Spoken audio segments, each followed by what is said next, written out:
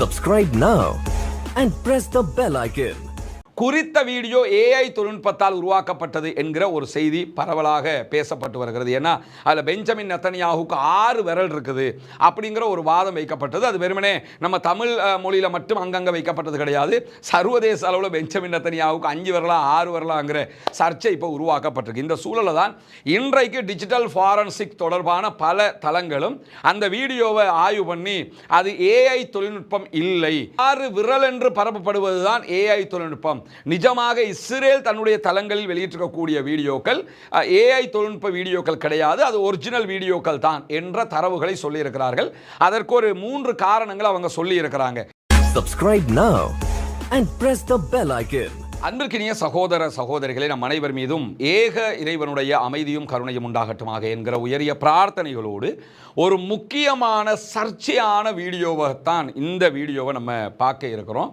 அது என்ன சர்ச்சைக்குரிய விவகாரம் என்று சொல்லி பார்த்தீங்கன்னா, இஸ்ரேலிய பிரதமர் பெஞ்சமின் நெத்தன்யாஹு உயிரோடு இருக்கிறாரா இல்லையா, செத்துட்டாரா இல்லையா என்கிற ஒரு 2 முக்கியமான கேள்வி சர்வதேச அளவில் தற்போது பேசுபொருளாக மாறி இருக்கிறது. ஆரம்பத்தில் சாதாரணமாக சமூக வலைதளங்களில் பேசப்பட்ட ஒரு விவகாரம் இப்பொழுது நேஷனல் மீடியாக்களை தாண்டி இன்டர்நேஷனல் மீடியாக்கள்லேயே பேசுபொருளாக மாறி இருக்கிறது.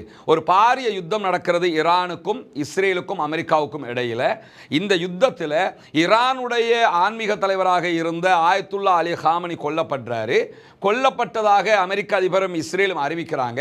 அறிவித்து ஒரு 3-4 மணி நேரங்களுக்குள்ளாக அதை உறுதிப்படுத்தி ஆமா அவர் கொல்லப்பட்டுட்டாரு என்கிற தகவல்களை ஈரான் அறிவித்து விடுகிறது. எனவே ஆயத்துல்லா அலி காமனி விவகாரத்தில் அவர் கொல்லப்படலை என்று சொல்லி கொல்லப்பட்டவரை மறைக்கிற முயற்சிகளில் ஈரான் எங்குமே ஈடுபடவில்லை என்பது ஆரம்பமாக. 2வது என்னன்னு கேட்டால், இஸ்ரேலிய பிரதமர் பெஞ்சமின் நெத்தனியாஹு கடந்த 7-8 நாட்களாக எங்கே இருக்கிறாரு என்கிற கேள்விகள் எழுந்து கொண்டே இருந்த நேரத்தில் தான் ஒரு 3 நாட்களுக்கு முன்பதாக இஸ்ரேலுடைய பிரதமர் அலுவலகம் ஒரு வீடியோவை வெளியிட்டிருந்தது. அந்த வீடியோவில் பெஞ்சமின் நெத்தனியாஹு ஒரு பத்திரிகையாளர் சந்திப்பில் பேசுகிறாரு. ஒரே ஒரு மைக்கு தான் அவருக்கு வைக்கப்பட்டிருக்கிறது. அந்த ஸ்பீச்சில் அவர் என்ன சொல்கிறாருன்னு கேட்டால், அதாவது மார்ச் மாதம் 13ஆம் தேதி தான் இந்த வீடியோ அவர் பேசுகிறாரு. பேசும்போது புதிய ஆன்மீக தலைவராக ஈரானியர்கள் முஜ்தபா காமனியை தெரிவு செய்திருக்கிறார்கள். இவர் காமனியினுடைய மகனாக இருக்கிறாரு, அவரை நாங்கள் ஏற்றுக்கிற முடியாது, அவர் மேலே அட்டாக் பண்ணுவோம், அவரை கொல்லுவோம் என்றெல்லாம் கடுமையான த்ரெட்டன் பண்ணுறாரு. அந்த த்ரெட்டன் வீடியோவாகத்தான் குறித்த வீடியோவை இஸ்ரேலிய ஊடகங்கள் வெளியிட்டிருந்தன. இஸ்ரேலுடைய பிரதமர் அலுவலகமும் அந்த வீடியோவை வெளியிட்டிருந்தது. இன்னைக்கும் நெத்தனியாஹுடைய எக்ஸ் பக்கத்தில் இருக்கக்கூடிய வீடியோவை அதை பார்க்க முடியும். அதே போன்று அவருடைய அபிஷியல் வெப்சைட்டுகளையும் அதை பார்க்க முடியும். இந்த சூழலில் தான் குறித்த வீடியோ ஏஐ தொழில்நுட்பத்தால் உருவாக்கப்பட்டது என்கிற ஒரு செய்தி பரவலாக பேசப்பட்டு வருகிறது. ஏன்னா அதில் பெஞ்சமின் நெத்தனியாஹுக்கு 6 விரல் இருக்குது அப்படிங்கிற ஒரு வாதம் வைக்கப்பட்டது. அது வெறுமனே நம்ம தமிழ் மொழியில் மட்டும் அங்கங்கே வைக்கப்பட்டது கிடையாது. சர்வதேச அளவில் பெஞ்சமின் நெத்தனியாஹுக்கு 5 விரலா 6 விரலாங்கிற சர்ச்சை இப்போ உருவாக்கப்பட்டிருக்கு. இந்த சூழலில் தான் இன்றைக்கு டிஜிட்டல் ஃபாரன்சிக் தொடர்பான பல தளங்களும் அந்த வீடியோவை ஆய்வு பண்ணி அது ஏஐ தொழில்நுட்பம் இல்லை, 6 விரல் என்று பரப்பப்படுவது தான் ஏஐ தொழில்நுட்பம், நிஜமாக இஸ்ரேல் தன்னுடைய தளங்களில் வெளியிட்டிருக்கக்கூடிய வீடியோக்கள் ஏஐ தொழில்நுட்ப வீடியோக்கள் கிடையாது, அது ஒரிஜினல் வீடியோக்கள் தான் என்ற தரவுகளை சொல்லியிருக்கிறார்கள். அதற்கு ஒரு 3 காரணங்கள் அவங்க சொல்லியிருக்கிறாங்க. குறிப்பாக இந்த புகைப்படத்தில் பார்த்தீங்கன்னா அவருக்கு 6 விரல் இருக்கிற மாதிரி காட்சி உருவமைப்பு உருவாக்கப்பட்டிருக்கிறது. இது தொடர்பாக ஃபாரன்சிக் தொடர்பான செய்திகள் என்ன சொல்லுதுன்னு கேட்டால், இஸ்ரேலிய பிரதமர் பெஞ்சமின் நெத்தனியாஹுடைய full speech on official GPO website shows no 6th finger, அவருடைய முழுமையான உரையில் அவருடைய இணையதளத்தில் இருக்கக்கூடிய வீடியோவில் அவருக்கு 6ஆம் விரல் இல்லை. உலகத்தில் எவனுக்கும் இப்படி ஒரு கொடுமை வரக்கூடாது. அவன் செத்துட்டானா இல்லையாங்கிறத தாண்டி அவனுக்கு 5 விரலா 6 விரலாங்கிற அளவுக்கு கேவலம் கெட்டு போய் கிடக்கிறான்.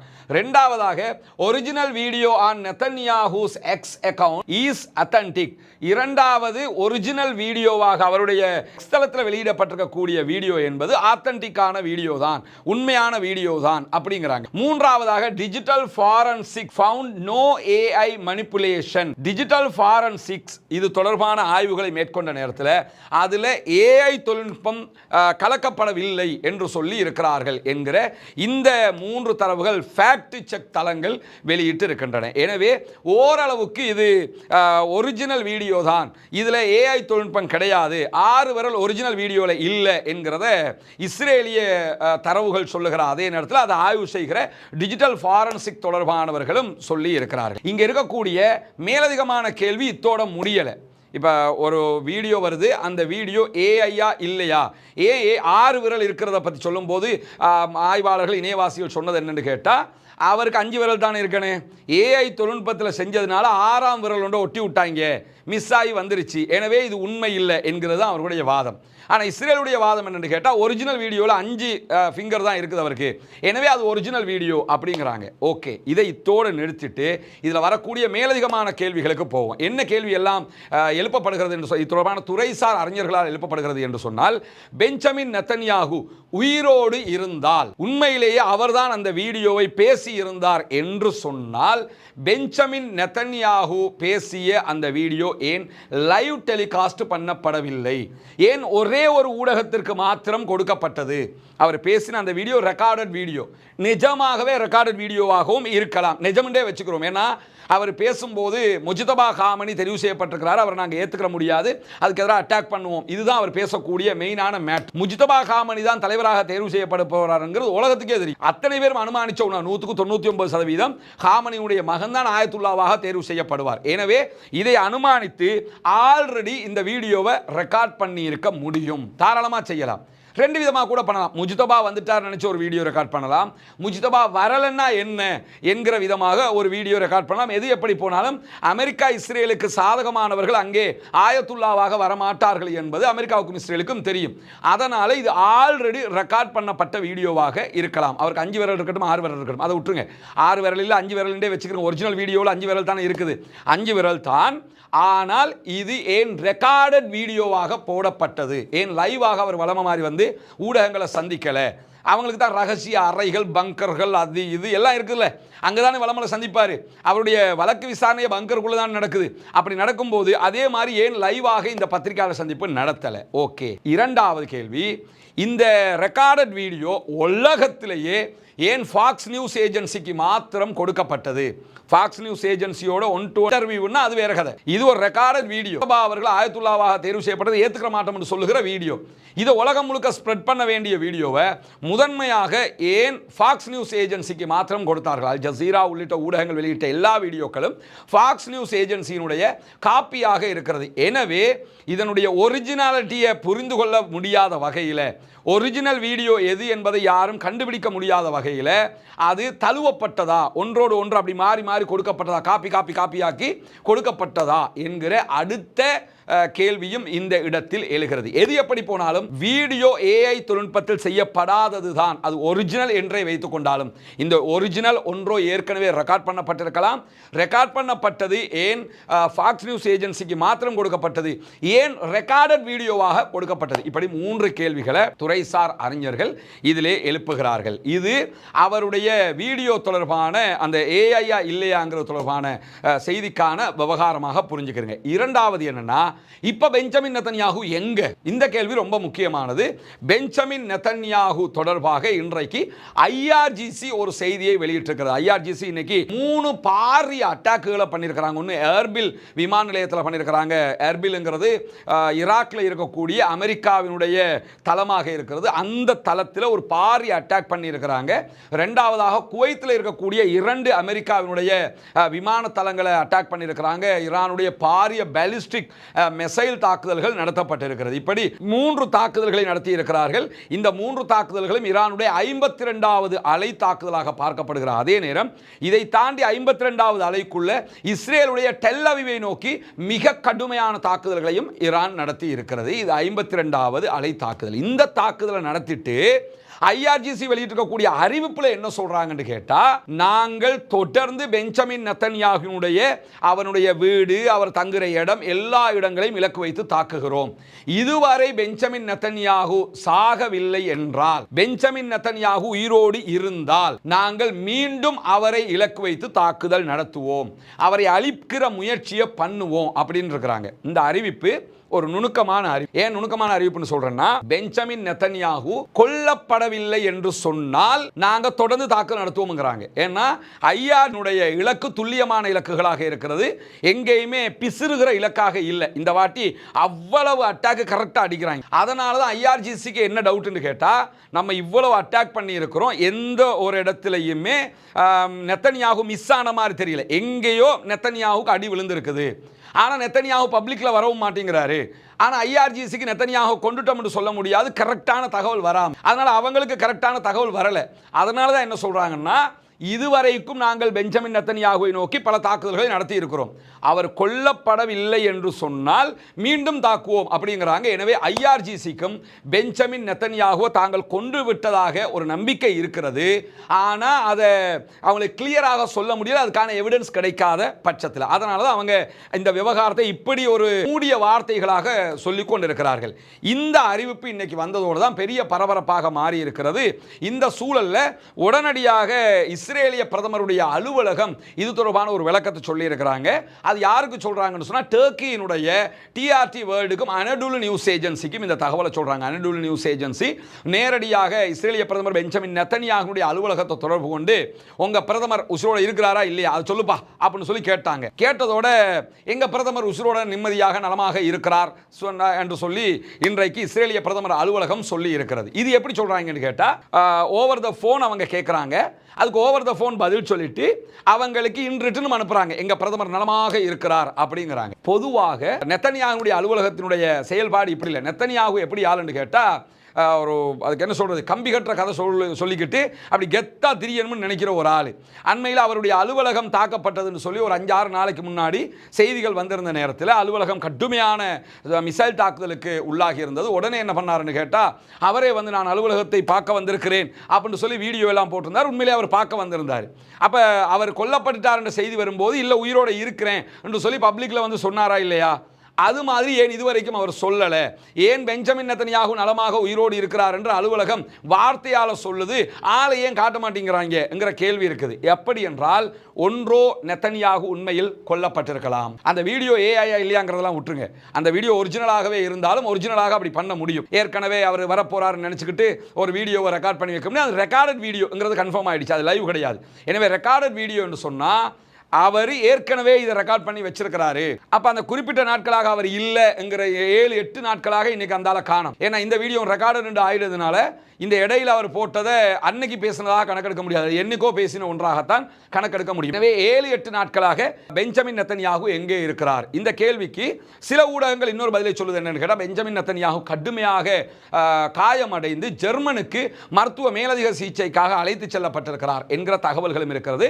அதையும் யார் உறுதிப்படுத்தணும் அப்படின்னா, இஸ்ரேலிய பிரதமர் அலுவலகம் அதையாவது சொல்லணும். ஆனால் அவங்க என்ன பண்ணுறாங்கன்னு கேட்டால், உயிரோடு இருக்கிறாருங்கிறாங்க, காயம் எதுவும் ஏற்படலைங்கிறாங்க, நாட்டுக்குள்ளே தான் இருக்கிறாருங்கிறாங்க, எங்கே இருக்கிறாருன்றது சொல்லவும் இல்லை, இந்தா இருக்கிறாருன்னு காட்டவும் இல்லை. ஓகே, இதையெல்லாம் அவங்க காட்டாமல் இருக்கிறாங்க, அது ஒரு கணக்கு. ஆனால் நமக்கு தெரியும், எவ்வளவு பெரிய வார் நடந்துகிட்டு இருக்கும் போதும் பெஞ்சமின் நெத்தனியாகு செக்யூரிட்டி கவுன்சில் கூட்டத்தில் கலந்து கொள்வார். செக்யூரிட்டி கவுன்சில் கூட்டத்தில் அந்த நாட்டினுடைய எல்லா நாட்டிலையும் பிரதமர் தலைமையில் நடக்கிற நாடாக இருந்தால் பிரதமர் பங்கெடுக்கணும், ஜனாதிபதி தலைமையில் இருக்கக்கூடிய நாடாக இருந்தால் ஜனாதிபதி பங்கெடுக்கணும். அப்படியான சூழலில் பெஞ்சமின் நெத்தனியாகு எல்லா செக்யூரிட்டி கவுன்சில் கூட்டத்திலையும் பங்கெடுப்பது வழக்கம். ஆனால் நேற்றைய தினம் வெளியாகி இருக்கக்கூடிய செக்யூரிட்டி கவுன்சிலுடைய மீட்டின் புகைப்படம் இதுதான். இந்த புகைப்படம் நம்ம ஃபேஸ்புக்கில் அங்கெங்கிருந்து எடுத்த புகைப்படம் கிடையாது. இது அவர்களுடைய அபிஷியல் டெலிகிராம் தளத்தில் இருந்து நம்ம எடுத்திருக்கக்கூடிய புகைப்படம். இந்த புகைப்படத்தில் வித்தியாசம் ஒன்று இருக்குது. என்ன வித்தியாசம்னு கேட்டால், இங்கே பார்த்தீங்கன்னு சொல்லி சொன்னால் அவர்களுடைய டிஃபென்ஸ் மினிஸ்டர் இருக்கிறார். Defence ministry 2 இருக்குதாங்க. ஒன்று வளமையான டிஃபென்ஸ் மினிஸ்ட்ரி, இது வந்து வார் தொடர்பான டிஃபென்ஸ் மினிஸ்டர். அவர் இஸ்ரேலி காட்ஸ் இருக்கக்கூடிய காட்சியை நீங்கள் பார்க்க. இங்கே அவர்களுடைய இராணுவ தளபதி ஒருவர் இருக்கிறார். இங்கே பாருங்க, அவருடைய முழுமையான எல்லா இராணுவத்துக்கும் பொறுப்பான தளபதி இயால் ஜமீர் இருக்கிறார். இயால் ஜமீரை நீங்கள் நிறைய புகைப்படங்கள் எல்லா இடத்துலையும் பார்க்குறீங்க. அதே மாதிரி இஸ்ரேலி காட்ஸ் இந்த ஊடக சந்திப்பில் என்ன சொல்கிறாருன்னு சொன்னால், நாங்கள் எல்லாத்தையும் பொறுத்துக்கிட்டு இருக்க மாட்டோம், லெபனானை தீ வச்சு எரிப்போம், லெபனான பகுதியில் கைப்பற்றுவோம், இதில் தான் அவர் சொல்கிறார். அந்த பத்திரிகையாளர் சந்திப்பு தான் இது. ஆனால் இந்த மீட்டிங்கில் கரெக்டாக யார் இருக்கணும்னு கேட்டால் பெஞ்சமின் நெத்தனியாகு இருக்கணும். அவர் தான் இதெல்லாம் பண்ணுவார். Security council meeting. ஆனால் செக்யூரிட்டி கவுன்சில் மீட்டிங்கில் ராணுவ தளபதி இருக்கிறார், இன்னொரு ராணுவத்தினுடைய மற்ற தளபதி இருக்கிறார், இடைநிலை தளபதி இருக்கிறார்.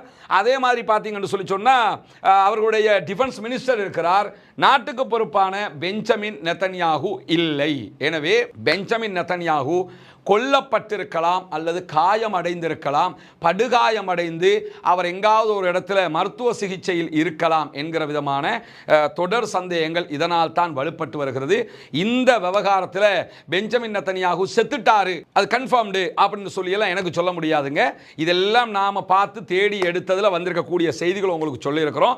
IRGC-யினுடைய செய்தி தான் இதுக்கு வலுவான பதிலாக இருக்கிறது. பெஞ்சமின் நெத்தன்யாகு சாகவில்லை என்றால் மீண்டும் அவருக்கு எதிரான தாக்குதல் தொடரும் என்றிருக்கிறாங்க. எனவே அவர் செத்துட்டாரா இல்லையாங்கிறத இஸ்ரேல் தான் சொல்லணும். இன்னும் சொல்லப்போனால் யூரோப்பினுடைய நிறைய சோர்ஸுகள், அதே போன்று இஸ்ரேலுக்குள்ளே இருக்கக்கூடிய நிறைய சோர்ஸுகள் எல்லாமே இந்த சந்தேகத்தை எழுப்பிக்கிட்டு தான் இருக்கிறாங்க.